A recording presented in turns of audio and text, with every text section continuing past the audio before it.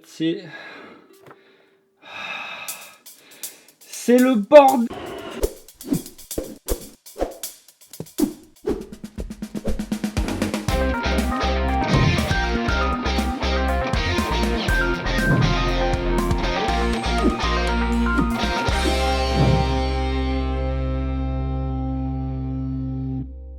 Hello everyone, bienvenue dans un nouveau Metro Boulot Home Studio. J'espère que vous allez bien, j'espère que vous êtes prêts parce que on va parler de son là tout de suite et ça va être cool. J'ai entendu parler d'un certain Knarf qui répandrait des rumeurs comme quoi j'habiterais à Dublin en Écosse. Alors c'est totalement faux, j'habite à Londres, hein. Tout le monde le sait, tout le monde le sait. Pocket Operator, c'est... Pardon. J'avais envie de parler d'organisation. Alors ouais, ranger, c'est relou. On n'aime pas ranger. Hein. Moi, ça me saoule. J'ai horreur de ça. Par contre, quand il faut faire une photo sur Instagram, alors là, il n'y a pas de problème. On est tous ultra chauds, super bien positionnés, tous les petits éléments et tout, super classe. C'est la loi sur Instagram.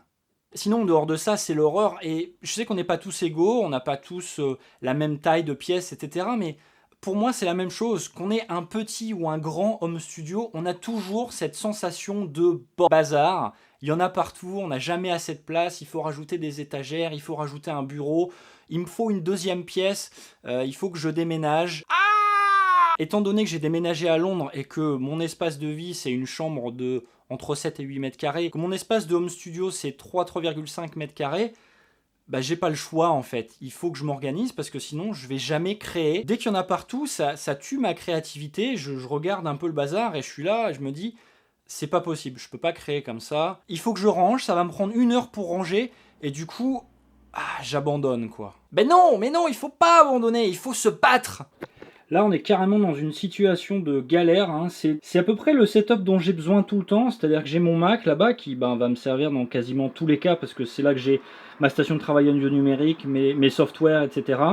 J'ai ma carte son, mon interface audio qui va me servir à chaque fois aussi, mon casque, hein, parce que j'ai évidemment pas la place de mettre des moniteurs.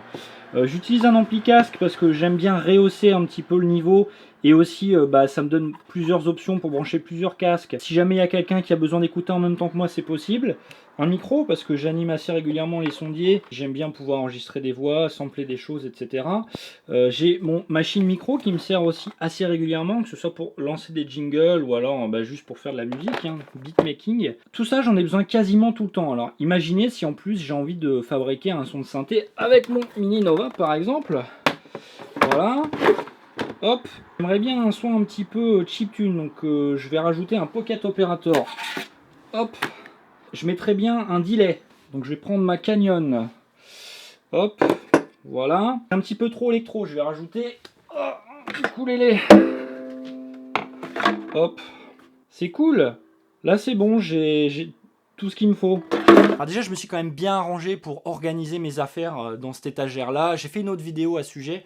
Voilà, c'est rangé par thématique, tout est un petit peu accessible, c'est cool. Mais mon espace de travail ici, il y a toujours des choses dessus et j'ai pas toujours besoin des mêmes instruments, des mêmes accessoires. Il y a des choses dont je me sers régulièrement mais qui prennent de la place, il y a des choses dont je me sers moins régulièrement mais qui sont indispensables. Puis il y a les câbles.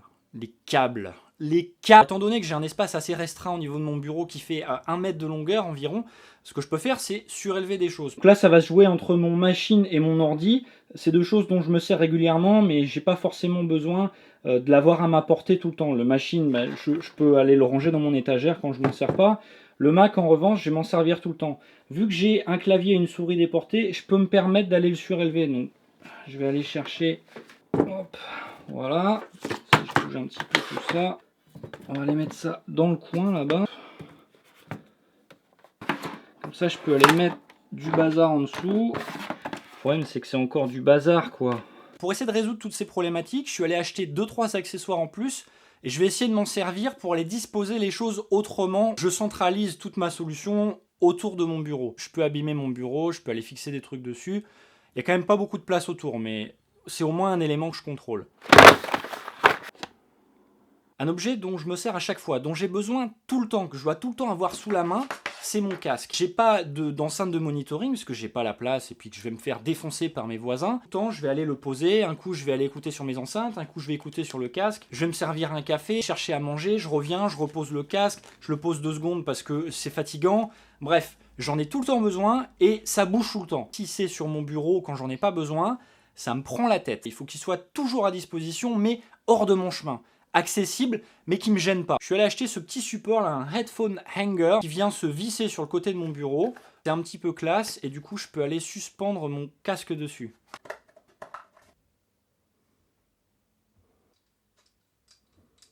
Un autre objet qui est indispensable dans mon home studio, c'est ma carte son, c'est mon interface audio. C'est le cœur de mon setup avec mon ordinateur, j'en ai absolument tout le temps besoin. Il faut que je l'ai sous la main, mais en même temps, je vais pas aller trifouiller les réglages tous les 4 matins, quoi. Donc, il faut qu'elle soit là, mais elle n'est pas obligée d'être dans le passage, parce que j'y touche quasiment jamais, sauf quand je viens aller brancher un câble, que je règle le niveau un coup de temps en temps, mais les 3/4 du temps, j'ai pas besoin, ça me prend 2 secondes, et après j'y touche plus pendant des heures ou des jours. Donc ça n'a pas besoin d'être sur mon bureau.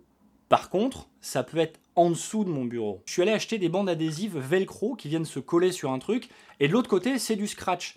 Donc je vais pouvoir aller coller un bout de mon velcro en dessous de mon bureau et un autre bout de mon velcro sur ma carte son. Et derrière, boum. Et c'est pareil avec mon ampli casque. Le truc, c'est que ça, je vais y toucher un petit peu plus régulièrement que ma carte son. En dessous de mon bureau, c'est pas hyper pratique. Donc, par contre, je peux essayer d'aller le coller sur la tranche de mon bureau, là juste en dessous en fait. Sur la boîte, ça dit 7 kg par bande de 50 mm x 100 mm. Si j'en mets 2, c'est suffisant, ça va tenir quoi. Si ça tient plusieurs mois, c'est déjà pas mal.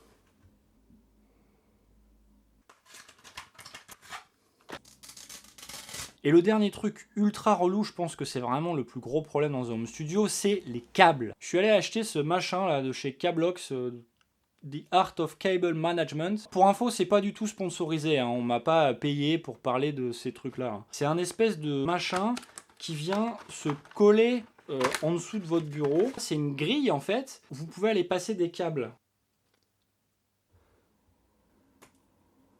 Je me demande si ça va tenir le poids, si ça va tenir le choc. Je sais que Knarf, quand il avait essayé il y a plusieurs années, au bout de quelques semaines, c'était tombé. Si jamais ça tient pas bien, j'irai mettre un coup de pistolet à colle ou alors du double adhésif de meilleure qualité. De toute façon, je vais forcément avoir besoin de quelque chose de ce type-là parce que ma carte son et mon ampli casque, ils vont être en dessous ou sur le côté.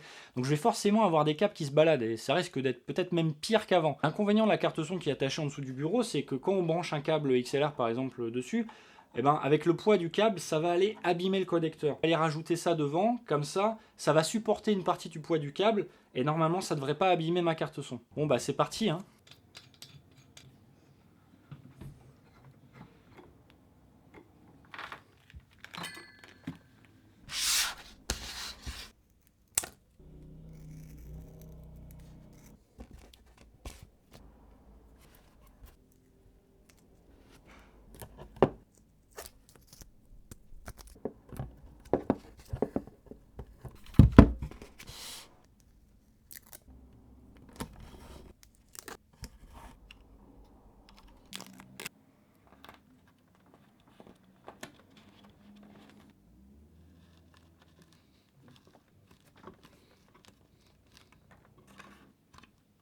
Ce truc là c'est pas génial, faut peut-être que je trouve une alim, un câble d'alim coudé. Hein.